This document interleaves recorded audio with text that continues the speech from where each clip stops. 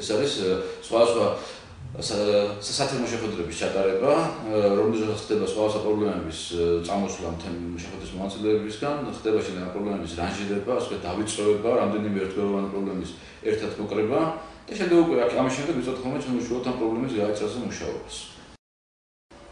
ჩვენი ორგანიზაცია ახალგაზრდა პედაგოგთა კავშირი პერიოდულად პრობლემების იდენტიფიცირებისათვის ახდენს საზოგადოებრივი აზრის გამოკითხვას.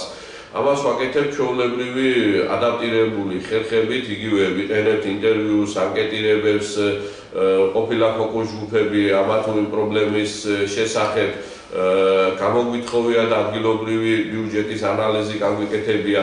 ყოფილა შემთხვევები, როდესაც იგივე გამოგვიყენებია ანალიზის სხვადასხვა აპრობირებული ხერხები, მაგალითად ისეთი როგორიცაა პრობლემების ხის აგება.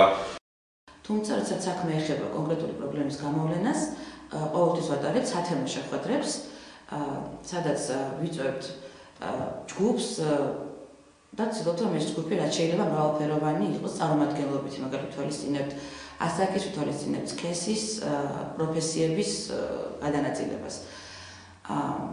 სათემო შეხვედრებზე სხვადასხვა პრობლემის გამოვლენის მიზნით სხვადასხვა ინსტრუმენტის გამოყენება შესაძლებელი.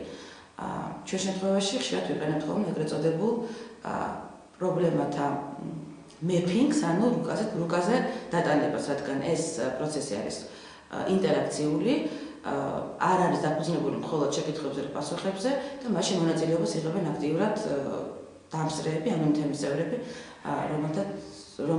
რომელთა პრობლემატიკაზეც გვიწევს მუშაობა.